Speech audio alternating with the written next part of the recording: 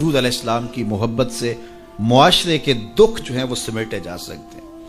آقا کریم علیہ السلام نے محبت سے ہی معاشرت کو جو ہے وہ اپنے قریب کیا اور لوگ ایمان کی دولت سے مالا مال ہو گئے۔ وہ ایک بچہ آیا نا اپنی ماں کے لیے لباس لینے کے لیے، اور پہلے وہ گیا اپنے چچا کے پاس، اس کی ماں بیوہ تھی اور اس کا لباس پھٹ گیا تھا، اور وہ اپنے چچا کے پاس گیا تو اس نے دتکار دیا۔ ماں نے اس کو روکا تھا بیٹا نہ جانا، لیکن اس نے کہا کہ تیرے بدن کے اوپر جو لباس ہے وہ بھی پھٹ گیا ہے اور جگہ جگہ سے جسم جھلک رہا ہے، تو میں اپنے چچا سے آپ کے لیے لباس لے کے آتا ہوں۔ پھر جو رویہ اس نے اختیار کیا تو واپس روتا ہوا آ رہا تھا، تو کسی نے راستے نے پوچھا کہ کیا ماجرا ہوا؟ اس نے کہا چچا کے پاس گیا تھا ماں کے لیے لباس لینے، اس نے رلا کے بھیج دیا۔ اللہ اکبر۔ تو اس نے کہا کہ جا سین حرم میں محمد نام کا ایک شخص بیٹھا ہوا ہے، اگر تو اپنا دکھڑا اس کے سامنے پیش کرے تو وہ امید ہے تمہیں رد نہیں کریں گے، لیکن سن لے ان کا دین کوئی اور ہے۔ اللہ اکبر۔ اپنے ماں کے پاس آیا تو ماں کو کہا کہ چچا نے رلا کے بھیج دیا، لیکن آپ کی حالت مجھ سے دیکھی نہیں جا رہی۔ بچہ ابھی شعور کی منزلوں میں قدم رکھ رہا تھا، پہلے بہت چھوٹا تھا، اب اس کے اندر ایک جذبات تھے بچے کے اندر۔ تو ماں نے کہا کہ بیٹا نہیں، ان کے پاس نہیں جانا، سنا ہے کہ جو ان سے ملے دین دھرم چھین لیتے ہیں اس کا۔ اللہ اکبر۔ تو حضور علیہ السلام کے پاس جانے سے ماں روکنے لگی، لیکن بچے نے کہا کہ امی میں پکا رہوں گا، بتوں کا وفادار رہوں گا، تم اس ٹینشن کو، اس پریشانی کو چھوڑ دو۔ اور حضور کی خدمت میں حاضر ہوا۔ حضور صحن حرم میں چادر اوڑے بیٹھے ہوئے تھے، اور جا کے کہنے لگا میں پہلے بات آپ سے کر لیتا ہوں، آپ کا دین میں نے قبول نہیں کرنا۔ حضور مسکرا کے بولے بیٹا بتاؤ کس لیے آئے ہو؟ کہا میری ماں بے لباس ہے، میں آپ سے لباس لینے آیا۔ حضور نے چادر رحمت اتار کے اس کے کندھوں پہ ڈالا۔ اللہ اکبر۔ وہ واپس آ گیا اور ماں پر حضور کی چادر اڑائی۔ اللہ اکبر۔ اور ماں نے کہا کہ بیٹے اس نے اپنا دین تو نہیں تجھے دیا؟ کہا نہ، میں نے پہلے کہہ دیا تھا تیرے دین نہیں مانوں گا۔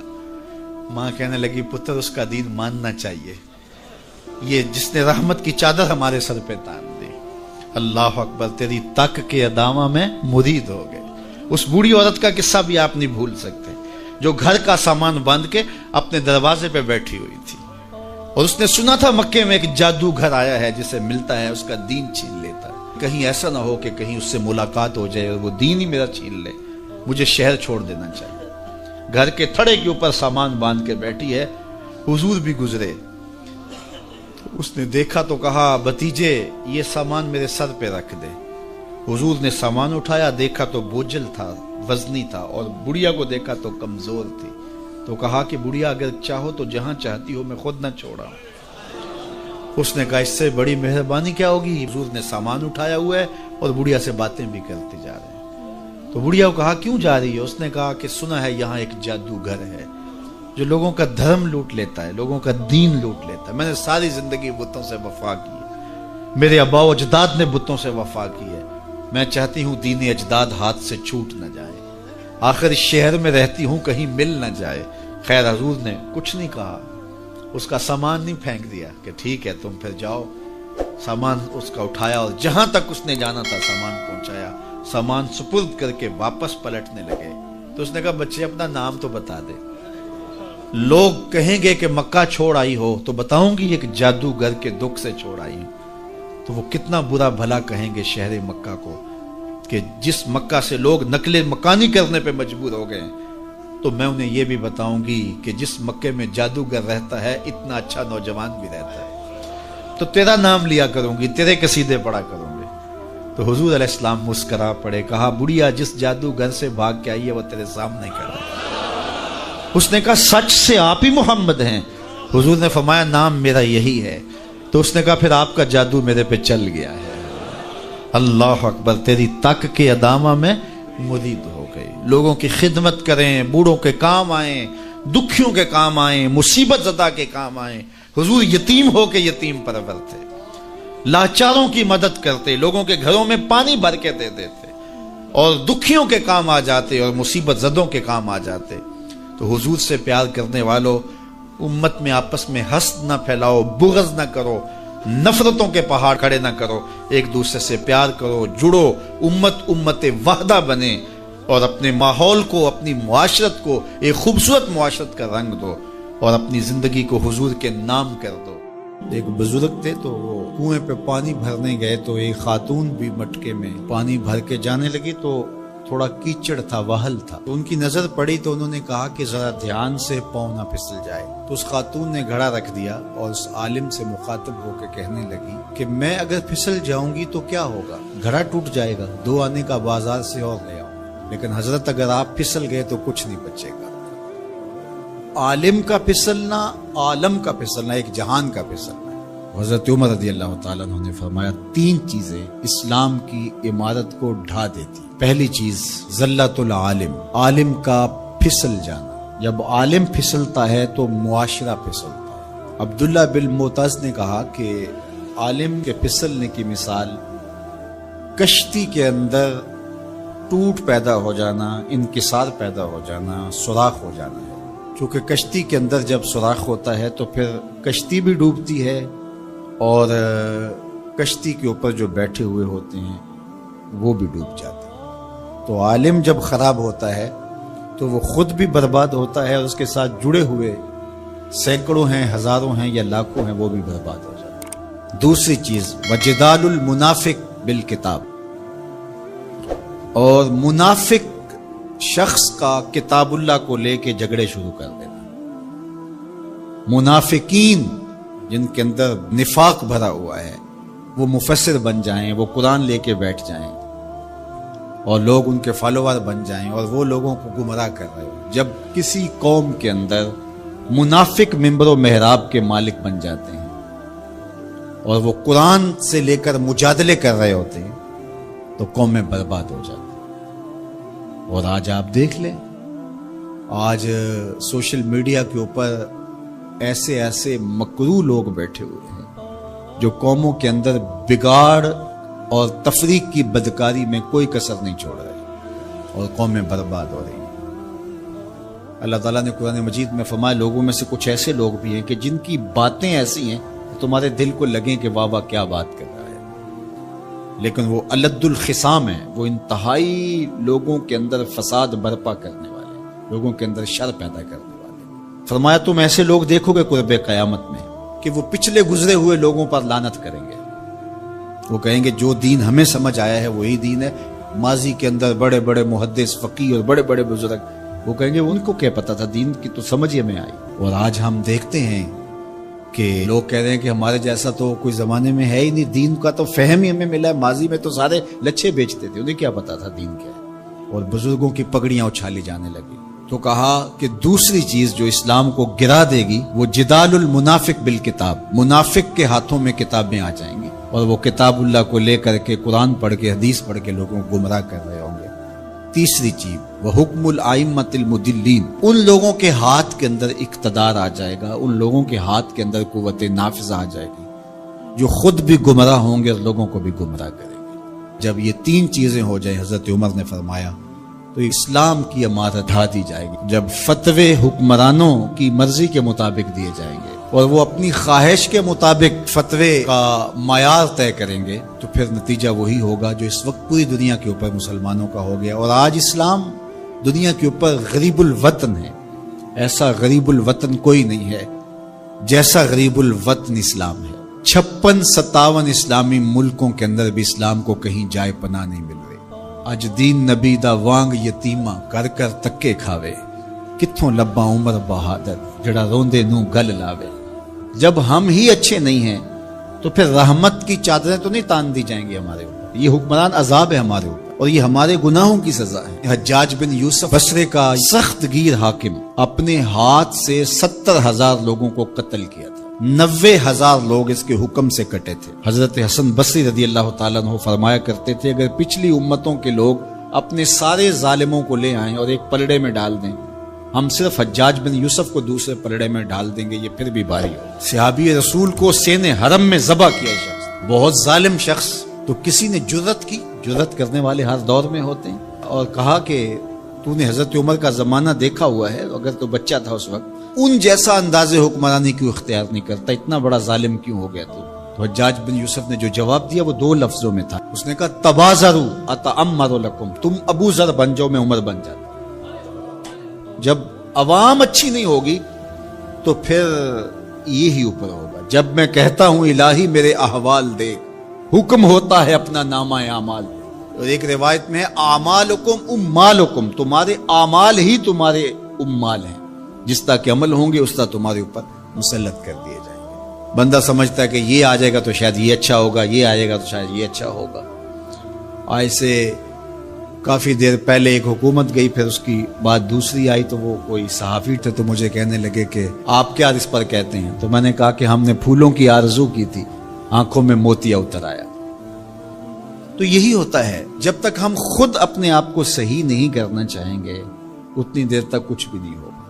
اور دوسری طرف یہ جو نظام ہے اس وقت ہمارے اوپر مسلط, ہم با دل نخواستہ قبول کیے ہوئے ہیں, اور یہ مشق تھی کہ چلو اس کے ذریعے سے کوئی بہتری کا راستہ نکلے, لیکن 70 سال سے وہ کولو کے بیل کی طرح وہی مشق ہو رہی ہے. سیاستدانوں کو تو یہ مسئلہ ہے کہ جمہوریت بڑی مقدس ہوتی ہے, ہمیں تو کوئی مسئلہ نہیں ہے کہ ہم اس کے قصیدے پڑھتے پھریں. جمہوریت ہے کیا؟ اقبال نے کہا تھا کہ یہ راز ایک مرد فرنگی نے کیا فاش, ہر چند کے دانا اسے کھولا نہیں کرتے.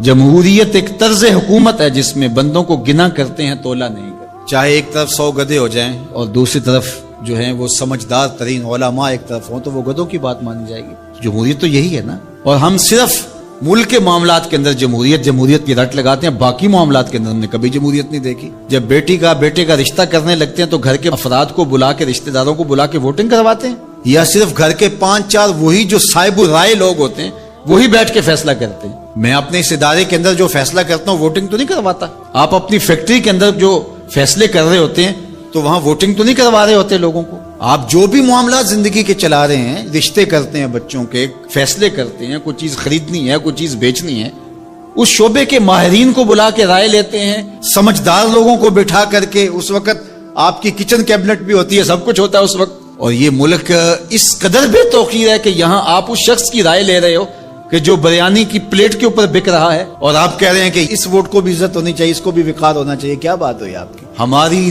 تقدیر اگر بدل سکتا ہے تو وہ نظام محمد صلی اللہ علیہ وسلم بدل سکتا ہے. نظام خلافت ہماری تقدیر بدل سکتا ہے. ہم مشق کرتے رہیں, جو بھی کرتے رہیں, کچھ نہیں ہونے والا. ماضی میں کتنی حکومتیں آئیں, بدلی, اب ایک حکومت آئی, اب یہ بھی شاید جانے والی ہے, قصہ تمام ہونے والا ہے. پھر اس کے بعد کیا ہوگا؟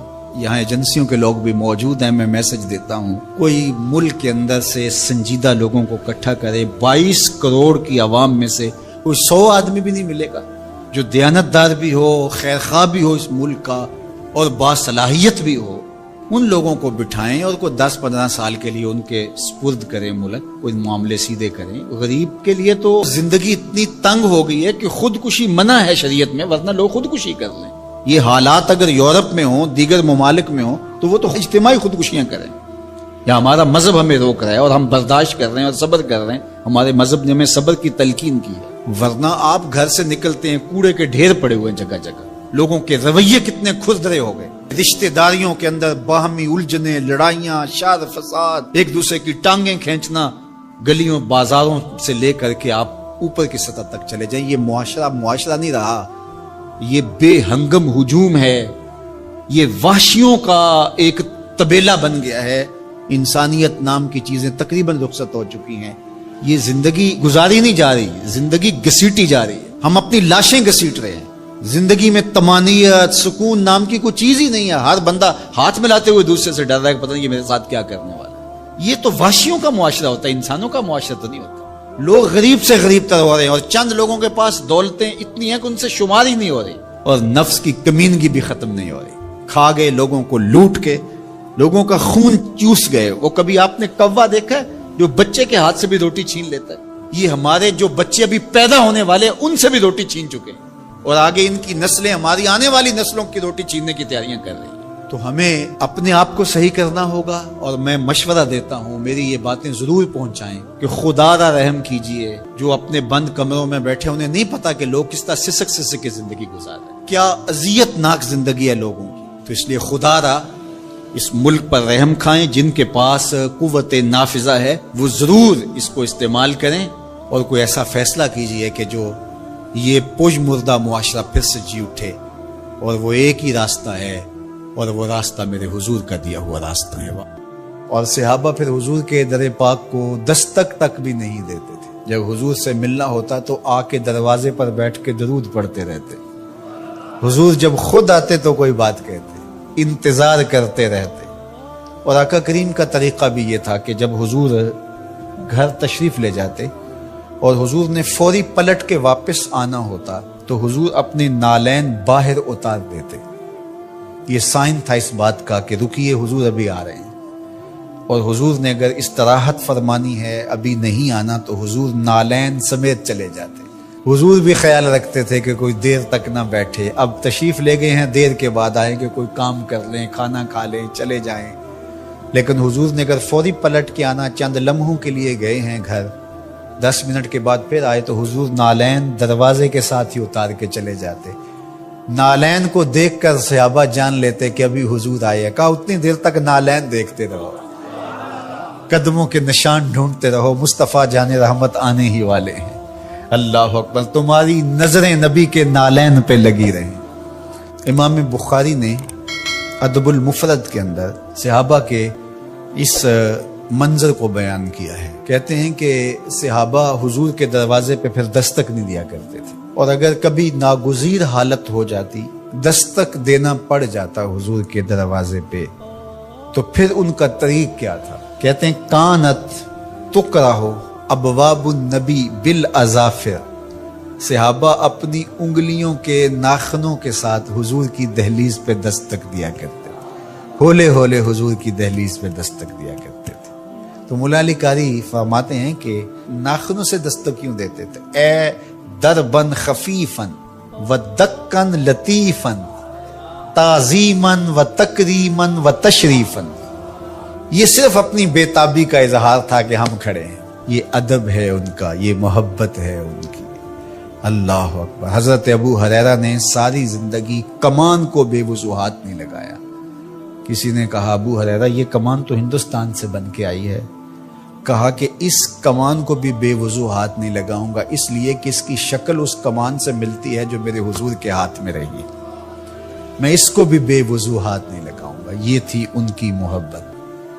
ایک صحابی حضور علیہ السلام کا ایک فرمان بیان کرتے ہیں اور کہتے ہیں حضور نے ایسے انگلیاں اٹھائیں اور بتایا، اور ایک دم کہا یہ میں صرف تمہیں بتانے کے لیے کہہ رہا ہوں، ورنہ میری انگلیاں حضور کی انگلیوں سے چھوٹی ہیں۔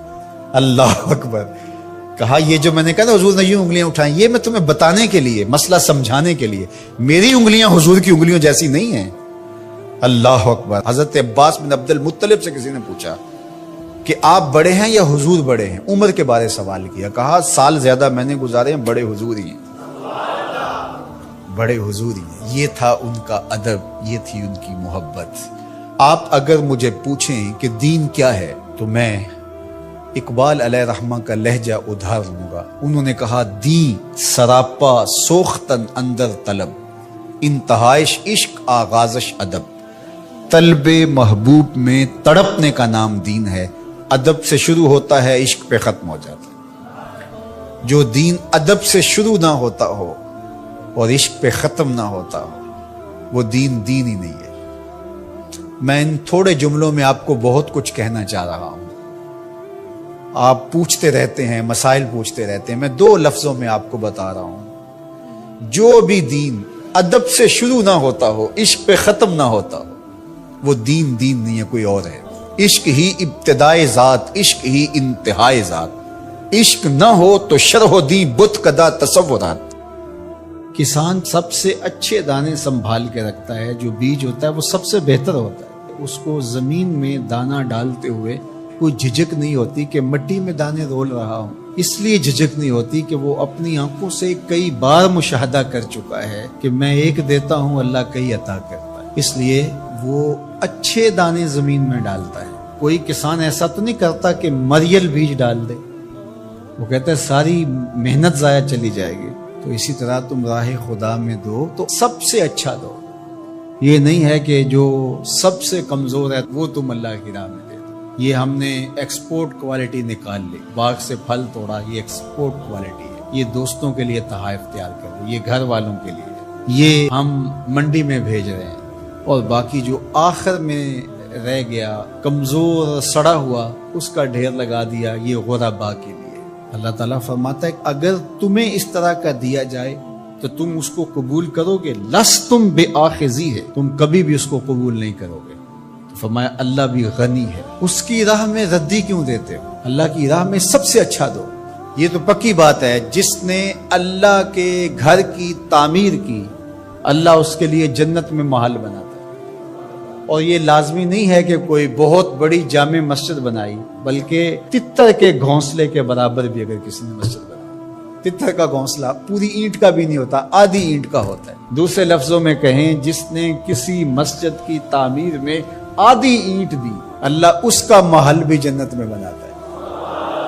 کتنا کرے اللہ اکبر۔ حدیث پاک میں آتا ہے جب کوئی شخص فوت ہو جاتا ہے تو اس کے اعمال کا سلسلہ منقطع ہو جاتا ہے، لیکن 3 عمل اس کے باقی رہتے ہیں۔ ایسا صدقہ جو تسلسل کے ساتھ باقی رہتا ہے، مسجد بنوا دی، دارالعلوم قائم کر دیا، پانی کا کنواں کھدوا دیا، ہاسپٹل بنا دیا، ایسا سلسلہ کر دیا کہ جو جاری رہتا ہے۔